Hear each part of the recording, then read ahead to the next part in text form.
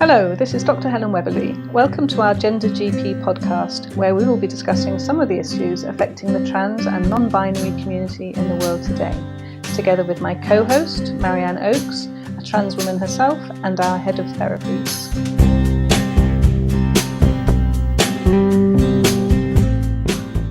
Okay, great. So we're going to talk a little bit today about what you can expect from our series of podcasts. And as I said, I'm here with Marianne Oakes.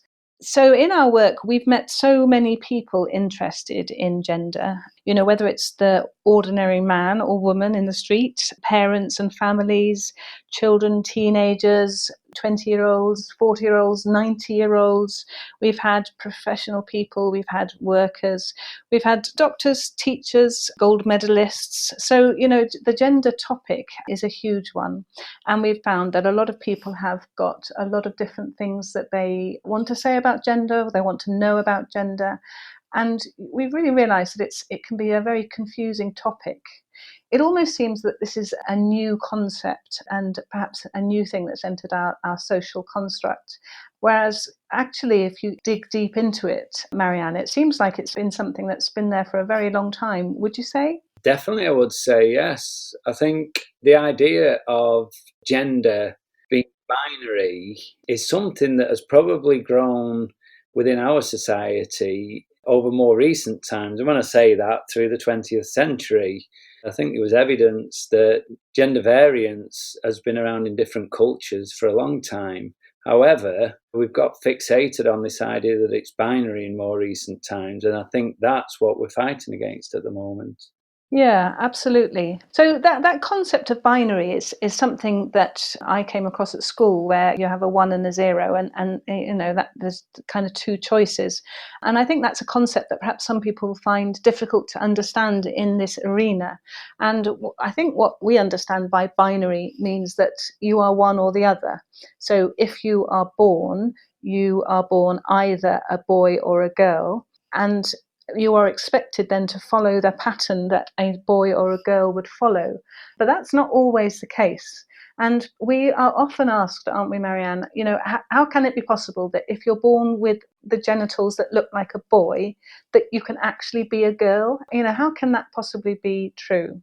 Well, that's the case in that people are looking for a medical explanation all the time for all of this.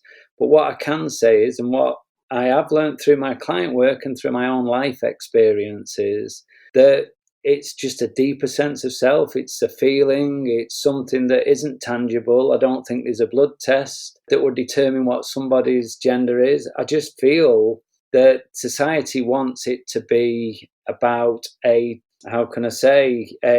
chromosome thing or a genital thing, and actually we're just a mix. We're an ingredients of biology, and whatever that mix is, we come out who we are. And I don't like to think of it as anything more complicated than that. What I'm not naive about is that people that have never experienced that really struggle with that concept. And again, going back to the binary, we're a melting pot of biology. I think everybody, no matter where we feel we sit on the gender spectrum, everybody has got difference. It's just that labeling of that difference that seems to be the confusion, I suppose. Yeah, yeah. I had a wonderful patient once, a young trans boy. So this is a boy who is what we call assigned female at birth. So when that little boy was born, everyone had a look and said, oh, how cute, you've got a little girl. But it became very obvious to the family and to the child themselves that actually he really, really felt like a boy. So he's kind of, if you have to give a label, we call him a trans boy. So assigned female at birth, but a trans boy. That's how he identifies. And when I was talking to him in clinic, I said to him, so how do you know you're a boy? What is it in you that makes you feel like you're a boy? How do you know? And he looked straight back at me and he said, Dr. Webberley, do you mind if I ask you something? And I said, no, not at all. And he said, Dr. Webberley, how do you know that you're a girl? And I was like, oh, I was stumped, because I just wanted to say to him, well, I know I'm a girl because I'm a girl. And that's exactly what he was saying to me. How do you answer that question? I know I'm a girl because I'm a girl, and he knew he was a boy because he was a boy. It's just that everyone thought when he started out he was going to be a girl, but he wasn't. He was as boy as any other boys that kick footballs around the playground. And I've never forgotten that little lesson that he taught me that day. It was lovely. That word dysphoria, gender dysphoria, this is a concept that, again, some people are not quite sure of, and I'm just going to spend a minute or two explaining what people have explained to me that dysphoria means. And when I was asking a trans person once, what do you mean by dysphoria? What is that concept? And they said to me, well, we all know about euphoria. So euphoria is when you feel ecstatically happy and you feel you're on top of the world and the sun is shining and you feel euphoric and everything is going well. And they said that dysphoria for them felt the complete opposite.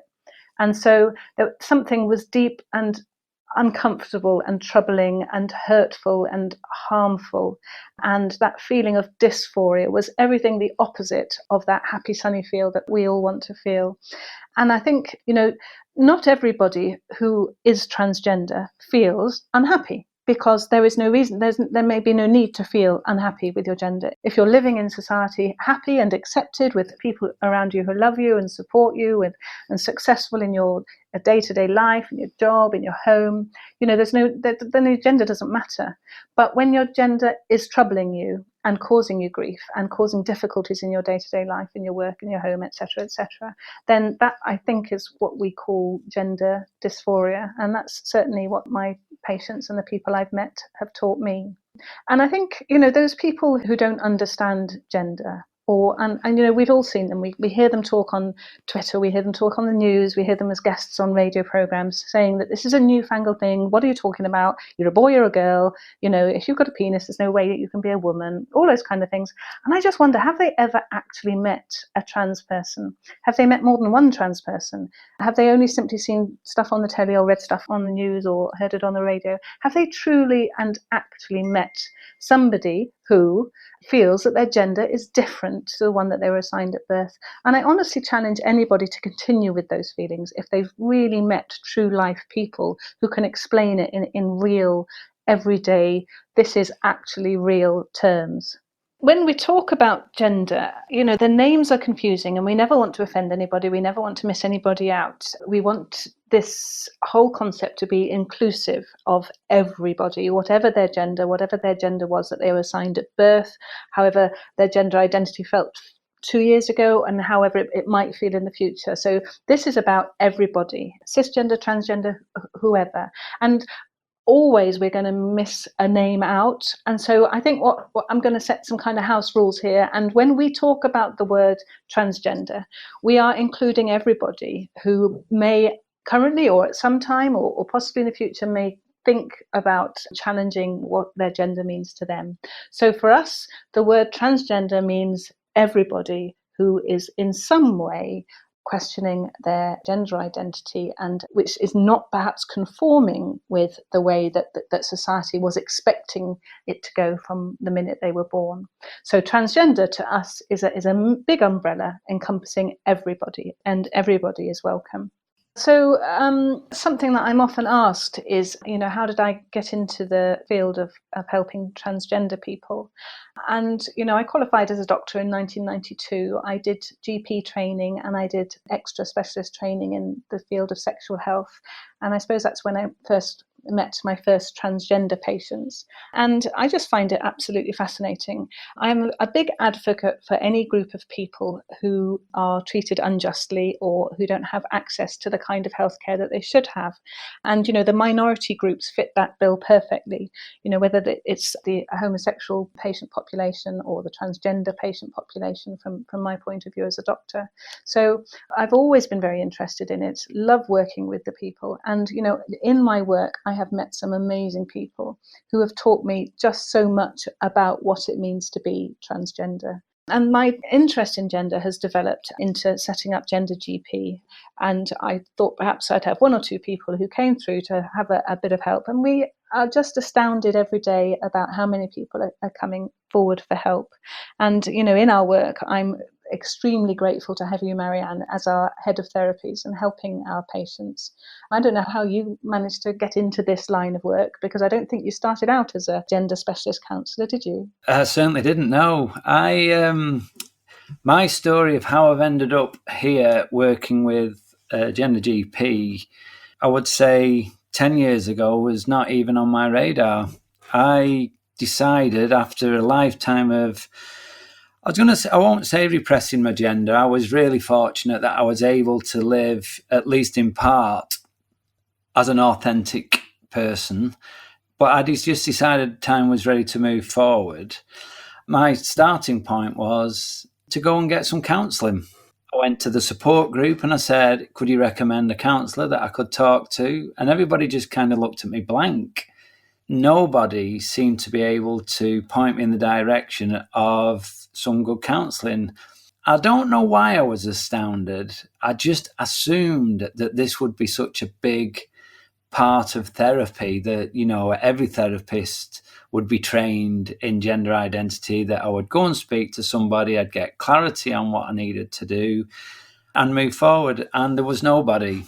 I'm sure there'll be people listening to this that are screaming, yes, we were there, but they weren't obvious. It wasn't easy to find.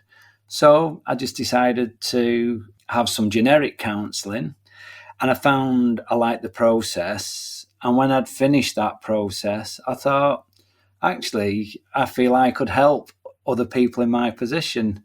So I went and did a counselling concepts course. That was a 10-week course introducing me to counselling, and I thought, I really like this, and decided to continue. And I went from there to certificate, then to diploma, and then went into private practice. And I want to say the rest is history. Absolutely. And we can't do without you, certainly. You mentioned then about, this is a concept that I've come across quite a lot, actually, this idea that a generalist counsellor can't possibly deal with gender, and a generalist GP, for example, can't possibly deal with gender aspects of medical health, and a general endocrinologist or a general psychiatrist can't deal with this. It's this kind of feeling that it's so super specialist that ordinary counsellors, doctors, nurses, specialists can't deal with it. And actually, you know, you wouldn't have that in any other walk of life. You wouldn't say, I'm not specialist enough to talk about divorce because I've never been divorced or I've never known divorce. You know, you just understand the concepts and worries that someone's going to be having if they are going through a divorce. And, you know, the generic skills that you have as a counsellor, a doctor, what have you, should follow into that. But I think what we see such a lot of is the fear of the word gender, and then the fear of the ignorance around it just puts people off helping. And I think what that then means is that we've got a cohort of people desperate for some help who just are being blanked at every opportunity because they've mentioned that tricky word, gender. And actually, it's not that tricky, is it, Marianne? I'd like to think it isn't that tricky. I mean, from a counselling and therapeutic perspective, you know, anybody going into counselling, they have to be non-judgmental. They have to have dealt with their own prejudices, and they have to be able to recognise their own prejudices. I think when somebody walks into the therapy room and mentions gender, just as you was talking then, I just started trying to think, what are they frightened of? And I genuinely think it's like holding a mirror up to themselves and making them question their own being, that they're frightened that on this journey with the client, that their own gender is going to be questioned at some time, something that they've never had to think about. Outside of that, I can't imagine any other reason why a therapist of any kind, a psychotherapist, counsellor, would not be competent to work with somebody who is gender variant. I mean, what we do have to recognise within the counselling profession is that anybody that identifies under the LGBTQ plus umbrella is 70% more likely to walk into the therapy room than your average person. Yet, it's such a small part of training. So, yeah, I come across a lot of my clients and a lot of the patients at GenderGP who have had counselling, and the first thing the counsellors said, I'll have to learn from you. Yeah. And straight away, what we've done is we've catastrophised what is a very simple, I want to say a very simple subject. It's simple in as much as everybody's talking about the gender when they come into the therapy room. You know, if you've got a cis woman or a cis guy talking about life's issues, on some level their gender is being questioned. The fact that we say, I may be transgender, or I may be questioning my gender identity, or I don't feel like a man, or I don't feel like a woman, the counsellor doesn't need to go into meltdown or panic. And that is what is reflected to me on a regular basis. Yeah, and this meltdown panic that you mentioned there is an interesting concept because, you know, it seems to me that over the last few years, our society and people out there have gone into a bit of a meltdown and a panic because we've been talking about gender so openly. And one of the things that people often bring up is, why now? What's happened now? Why all of a sudden have we got gender on the front page of every newspaper, at the topic of every radio show? We've got documentaries, we've got even on the soap operas, we've got transgender. Why? You know, what is this newfangled thing? And what I try and explain is that this isn't newfangled. This isn't a new concept. This is something that's always been there. And if ever anything fitted the concept of coming out, then this does. So this has always been there. Transgender people have always existed. You can see it right through history. They've existed, but they've had to hide themselves away. I wish they'd come out when the homosexual people community felt able to come out back in the 80s and early 90s. If the transgender community had come out with a massive voice there, and then maybe we would have found this a bit easier. But what we've got is we haven't got suddenly people going, oh my goodness, I think I'm transgender. What we've got is people going, okay, I'm brave enough, I can hear it happening, and I'm brave enough to start talking about this, to start stepping out of the house to get some help, to start sharing their feelings, having a voice, exploring their own gender identity. So this isn't something new that's just suddenly taken off because it's fashionable. What's happened is that people are literally being able to be heard and listened and have a voice. Definitely. And I'm hoping actually in this podcast series that we can start and explore, because it is a broad subject. For example, my experiences of being born in the 60s, growing up trans, is not the same as somebody that's been born in the last 10 years. And actually, the experience of people being born in the last 5 years is going to be greatly different from the 5 years previous. So if we're going to be able to explore gender and gender identity and the evolutionary process of where we are today, we've kind of got to recognise the history and this idea that it's a epidemic, that children coming out now are, trans men, are definitely not visible even to me in the not so distant past. That basically, I think if we can encompass the changing times and put this into some kind of context, I think we will be doing really well. Yes, there are more of us about, but yes, there are more role models. Caitlyn Jenner, she can be reviled within the trans community, but the one thing she did do with her coming out was put transgender into every living room in the country and across America, shall we say. And we cannot ignore the significance of that. Yeah, I mean, this is obviously a massive area. There's so much exciting topic discussion to be had. It's really difficult to know where to start and what to start. And we welcome all ideas on what we're going to cover in this series and other series. But how we've kind of outlined things to cover in this series is, a bit of general discussion about what it means to be transgender today and what it means to be trans in this society today. What is gender identity? What does it mean? How many identities are there? How can we support people who are transgender? What do people who are transgender need in order to be happy in their life? On the same point, can we get rid of it? If someone doesn't want to be transgender, can we get rid of it? Can we stop them? Or on the converse, if we're supporting someone who's transgender, does that mean that we're encouraging it in some way? So there's a real debate and discussion to be had there, which I'm really looking forward to. Marianne, what are you looking forward to in this series? Two main things for me. Just the opportunity to be able to talk in a safe environment where we're not having to justify or validate gender identity, that we can just have an open, free discussion and hopefully not necessarily answer all the questions, because I don't think we're a question to be answered, shall we say, or transgender's not a question to be answered, but we can have a talk and hopefully educate. But secondly, for me, it's some of the guests that we're going to have and be introducing. And I'm really excited to be able to have a conversation with the author, Gino Roche, who wrote the fantastic book, Queer Sex. She really did open up the subject about our bodies and actually pushed the idea of gender, that we can be transgender and still be sexual beings. And I find that really exciting to be able to talk to her about that in more detail. Brilliant. And for me, the concept of what makes a woman needs to be explored. We hear a lot of people saying that, you can't possibly be a woman if you have a penis. And, who better to speak about that than Rhys Lyons, who's a poet and a transgender woman herself, who wrote, "I'm a woman and I have a penis." That's tremendously exciting. And then, of course, we've got Susie Green, who's the CEO of Mermaids, and she is going to be coming on. She's a mother of a transgender daughter, and she was obviously a massive advocate, and Mermaids do amazing work for transgender children, young people and parents and families. So I'm really excited to welcome her onto our podcast. So yes, hopefully we can start and cover some of the questions perhaps that non-trans people might have by talking to all of these people.